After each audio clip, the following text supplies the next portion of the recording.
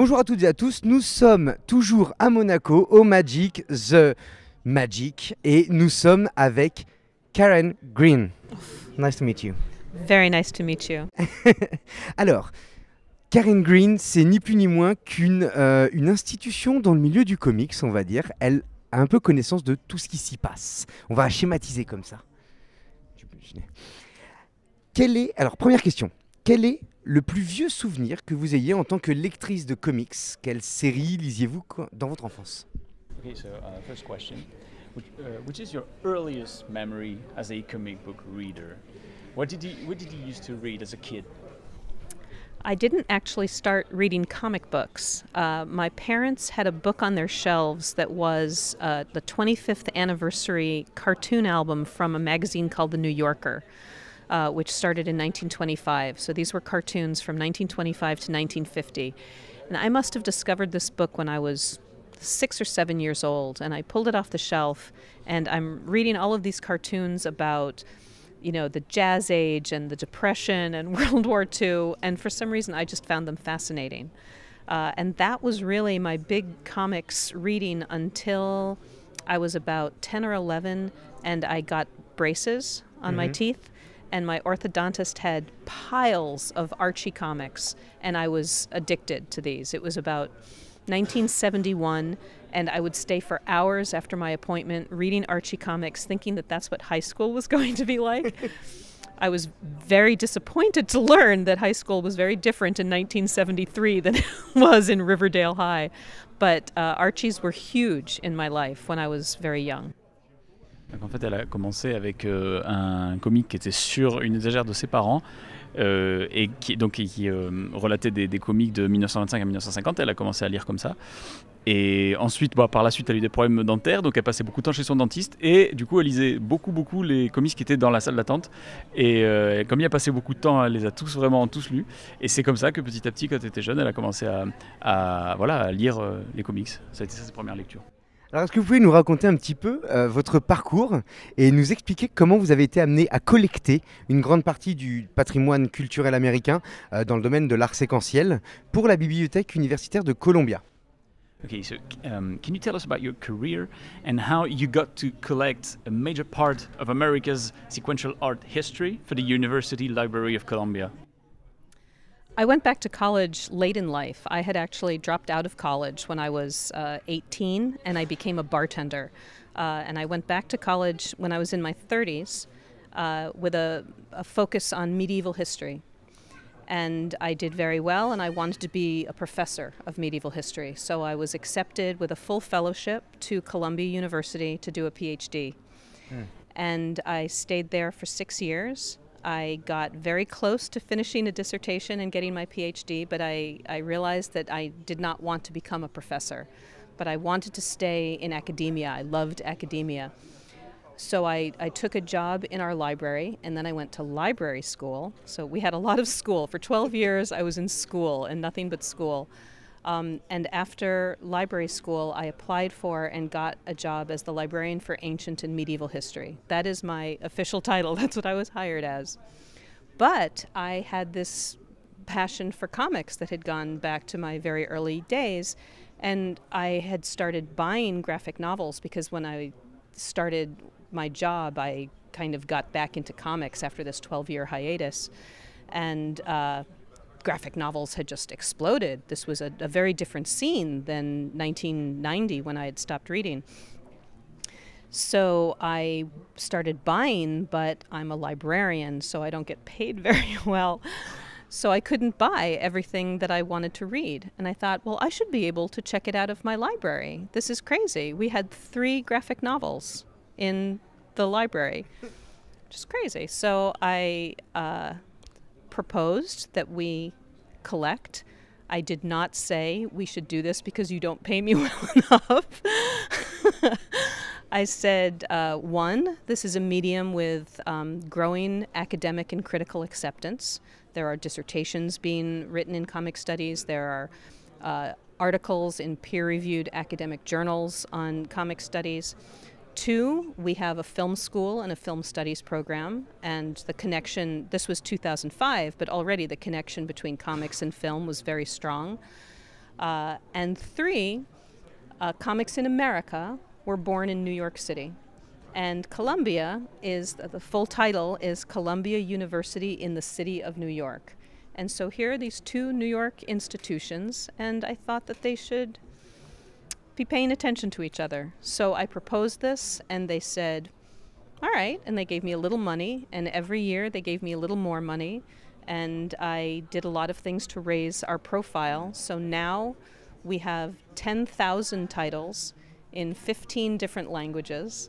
And 5 years ago, we started collecting creator archives for our rare book and manuscript library as well. So I was very fortunate in being able to turn a passion into a vocation. Good luck, Fred.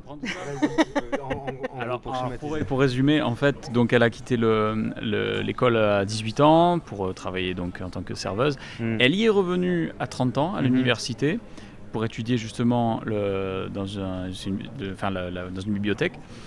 Et donc c'est à partir de là qu'elle est revenue à ses premières amours des comics. Mais comme elle gagnait pas beaucoup, elle avait du mal effectivement à pouvoir lire tous les comics qu'elle voulait lire. Donc c'est là qu'elle a eu l'idée, lui est venue l'idée de dire mais pourquoi justement je ne lirais pas ces 2 passions liées, je veux dire ces 2 passions entre mes études en tant en tant que libraire et les comics. Et c'est là qu'elle a permis, il y avait que 3 comics dans la librairie dans laquelle elle travaillait.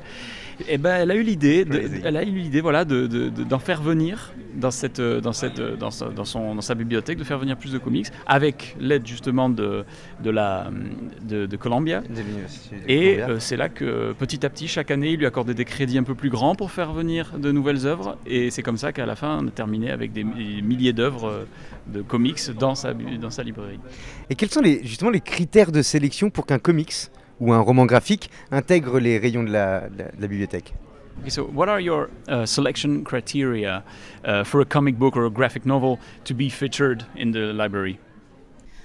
I started out very nervous about this. I felt that I needed to concentrate on things that had won awards, Eisner Awards, Harvey Awards, Ignatz Awards. That was actually my original collection development strategy. But that only went so far, and I started building out from that base collection. And I was very worried initially that I would buy something that would be looked at as not appropriate. But I was very fortunate in 2007 that Art Spiegelman came to Columbia to teach a course. And I asked him if he had suggestions for books that definitely belonged in the collection. And he gave me a list of 80 titles that no self-respecting library should be without. And some of the titles that I had been nervous about purchasing were on this list. And after that, I felt, okay, originally I was thinking, award winners, things with literary or artistic merit, but now I'm expanding that definition to things that have sociological, kind of sociocultural interest or pedagogical merit that can be used to teach for some reason, whether it be historical context, sociological tropes, or even cartooning itself for people who are aspiring cartoonists to see a specific style or approach. Ok. Donc, en fait, au départ, elle était un peu inquiète, justement, elle se posait des questions sur quels étaient les critères, et elle était un peu inquiète de faire venir des œuvres qui peut-être auraient été inappropriées dans la bibliothèque. Dans une bibliothèque universitaire. Voilà, c'est ça. Mais elle a eu la chance de rencontrer donc un personnage dont le nom m'échappe, qui lui a demandé justement s'il pouvait la conseiller sur quelles œuvres faire venir en dehors des œuvres primées, parce qu'elle donnait la priorité à ça au départ. Et il lui a donné une liste de plus de 80 œuvres desquelles elle s'est inspirée justement pour les faire venir. C'est là que ça a ouvert justement le champ des critères. Et ça a ouvert notamment aux œuvres pédagogiques et à ce type d'œuvres justement qui n'étaient pas là avant. Vous avez obtenu des manuscrits et des originaux d'artistes légendaires tels que Chris Claremont, Al Jaffe, Jerry Robinson ou encore Wendy and Richard Penny. Même si je sais que vous avez dit que vous n'étiez pas une archiviste, que souhaitez-vous léguer aux générations futures?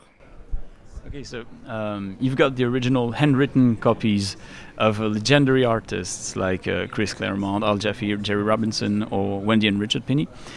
Even if you said that you're not an archivist, what would be your legacy to future generations?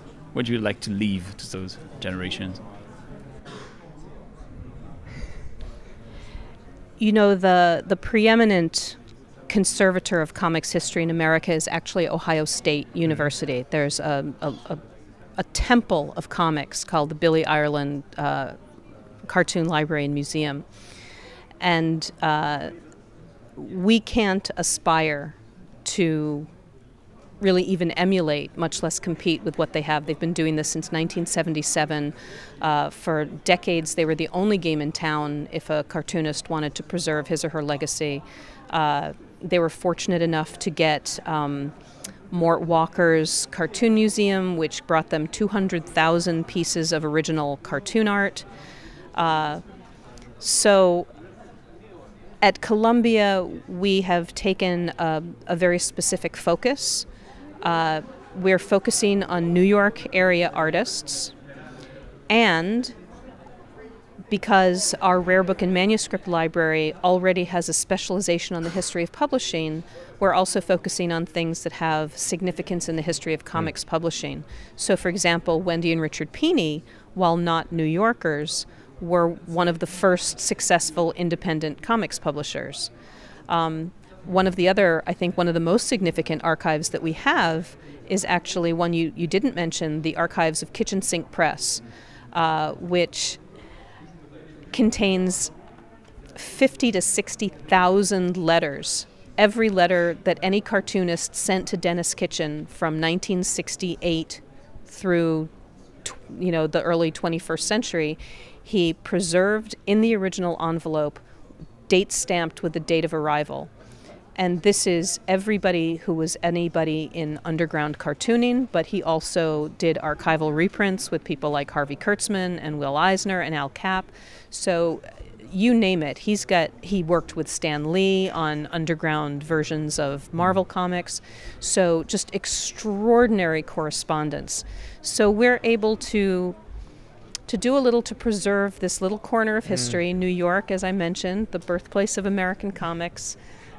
So we're trying to preserve a little piece of New York history, as well as integrating comics history into the history of publishing that is already the focus of our library. And that has actually revealed treasures, because we've found comics material in archives that we've had for decades. For example, we have the archives of an editor named Daniel Longwell, who was an editor at Doubleday. Well, he was the editor for Archie and Mehitabel that had illustrations by George Harriman.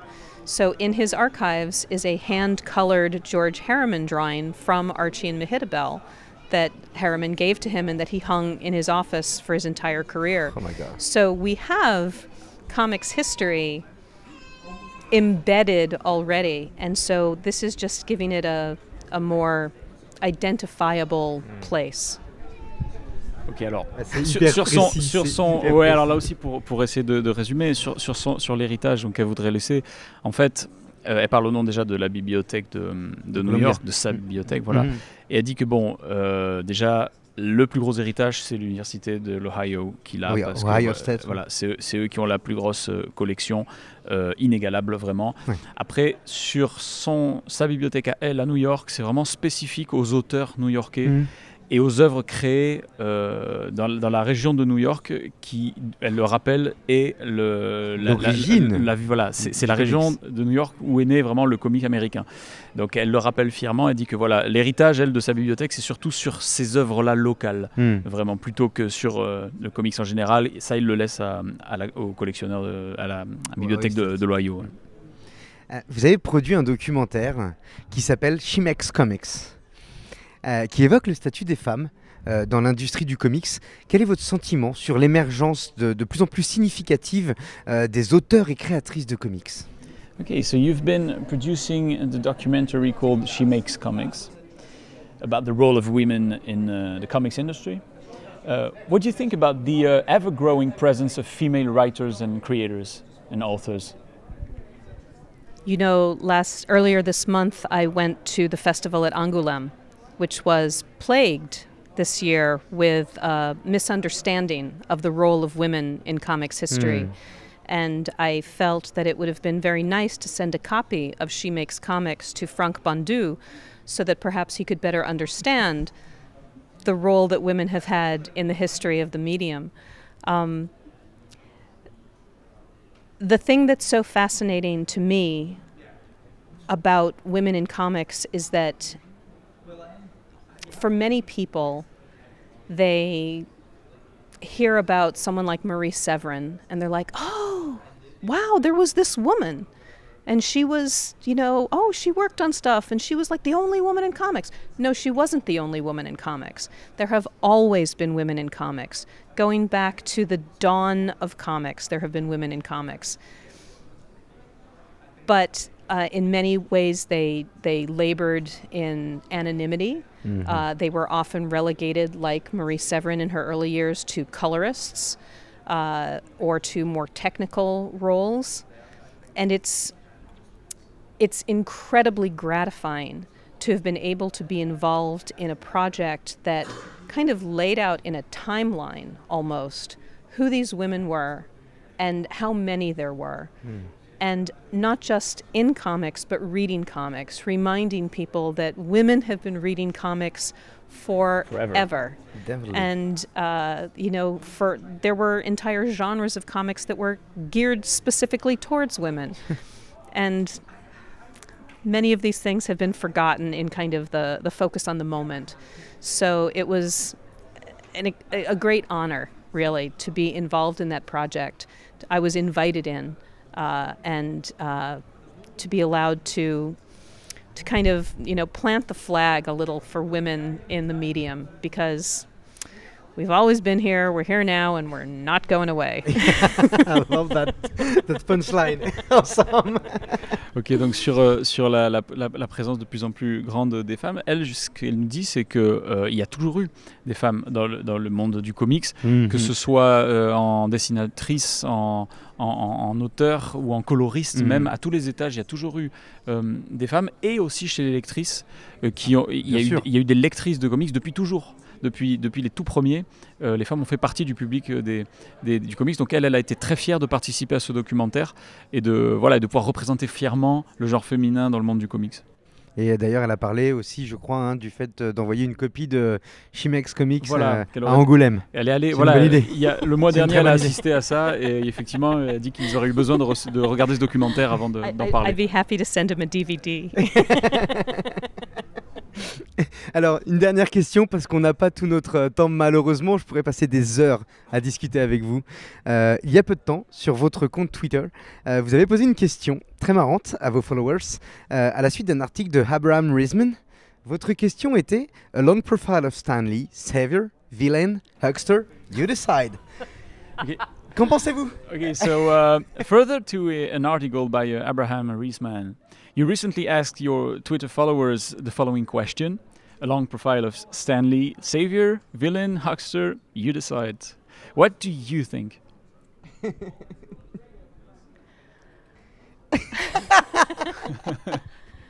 I think that Stanley is a complicated figure. I think that his role was crucial, but I think his role has been over-interpreted. And I think that the idiosyncrasies of the Marvel method, in which a kind of plot line is tossed out by Stan Lee, the artist goes off and draws the entire story, then hands it back to Stan for the dialogue to be put in, makes identifying the creators extremely challenging. I think that Stan Lee is an extraordinary showman for comics. I think he's a cheerleader nonpareil, but I think that he may have taken credit where credit was not completely his. And while I don't believe he did it maliciously, I think that it had really tragic repercussions for people in his orbit. And I think that's horrifying and sad.